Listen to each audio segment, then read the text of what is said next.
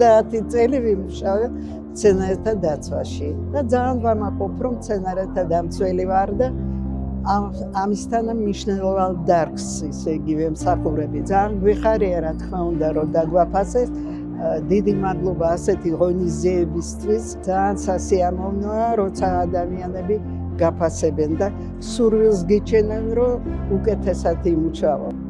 50 წელზე მეტია მსახურები საქართველოს 54%-ზე არსებულ ჩვენს დიდ საუნჯეს დღეს და ამით ძალიან ბედნიერად ვთვლი თავს.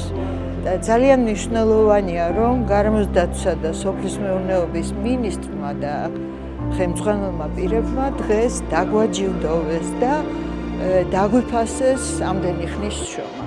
72 წლიდან მუშაობ სატყეო მეურნეობის სისტემაში, მაქვს 53 წლის უწყვეტი სტაჟი. ადამიანის ცხოვრებაში რამდენიმე დღე არის, რომელიც ძალიან დაგამახსოვრდება.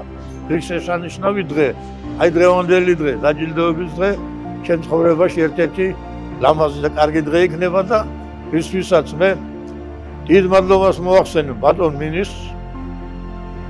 20 წელია უკვე ვარ ეროვნულ სააგენტოში. ბევრი ახალგაზრდა გაიარა ჩემ ხელში, აი გულით ყველას ვეხმარებოდი და დღესაც უნდაც რამე ჩემი გამოცდილება რომ გადავცე, მათ დიდი სიამოვნებით დავეხმარები ყველას. დიდი მადლობას ვუხდით ჩვენ ხელმძღვანელობას სამინისტროს, რომ ასე დამაფასეს და დამაჯილდოვეს. მუშაობ ამ დარგში 74 წლიდან და უშუალოდ ჩემი ხელმძღვანელობით აშენებული არის მაშველი სათავე ნაგებობა, აჯამეთის სარწყავი სისტემის სათავე ნაგებობა და ვარციხის სარწყავი სისტემის სათავე ნაგებობები.